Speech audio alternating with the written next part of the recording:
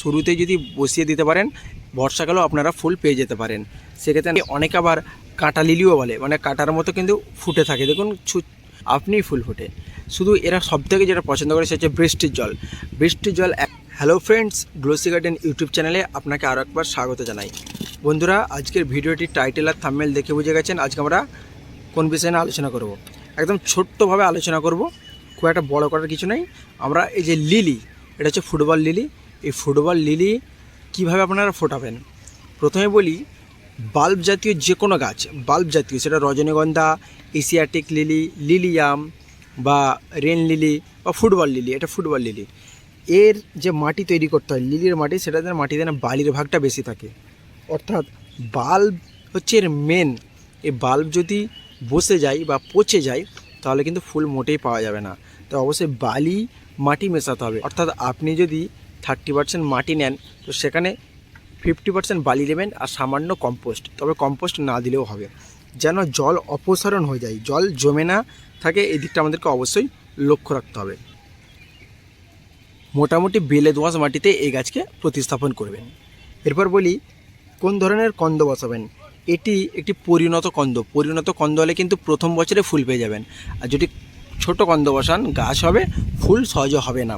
তাই পরিণত কন্দ বসালে অবশ্যই ফুলটা পেয়ে যাবেন, তাই বড় ধরনের কন্দ বসাবেন। আপনারা এই গরমের শুরুতে যদি বসিয়ে দিতে পারেন বর্ষাকালেও আপনারা ফুল পেয়ে যেতে পারেন। সেক্ষেত্রে নার্সারি থেকে একটা বড় মাপের কন্দ আপনারা অবশ্যই জোগাড় করবেন। এরপরে বলি টব নির্বাচন। এই লিলি জাতীয় গাছে খুব একটা বড় টব লাগে না, 6 থেকে 8 ইঞ্চি টবের মধ্যেই রাখবেন। আমি এটা 6 ইঞ্চি টবে রেখেছি, তবে 8 হলে আরও ভালো হতো। 8 হলে গাছটা যথেষ্ট আর একটু বড় হতো এবং এই যে বলটা, এই ফুটবলটা আরও সুন্দর হতো, আরও বড় হতো, দেখতে খুব ভালো লাগতো। এরপরেও এর গোড়া থেকে আরও মানে বিভিন্ন ধরনের স্টিক বেরোচ্ছে, দেখতে পাচ্ছেন, আরও স্টিক আসছে। এটা একটা স্টিক এখান থেকে বেরিয়েছে, আবার একটা স্টিক বেরোবে, এখান থেকে কিন্তু এই ধরনের বল ফুটবে। দীর্ঘদিন কিন্তু এইভাবে থাকবে। একে অনেকে আবার কাঁটা লিলিও বলে, মানে কাঁটার মতো কিন্তু ফুটে থাকে, দেখুন মানে ছোচালো কাঁটার মতো, তাই অবশ্যই এটাকে অনেকে কাঁটা লিলিও বলে থাকে। বিভিন্ন জায়গায় বিভিন্ন নাম, আপনার এরিয়ায় কী নাম আপনি বলতে পারেন। দেখুন আরও স্টিক বেরোচ্ছে। এই বাল্ব জাতীয় গাছের নিয়মই হচ্ছে স্টিক প্রচুর বেরোয়, তাই এইভাবে আপনারা যত্ন পরিচর্যা করুন।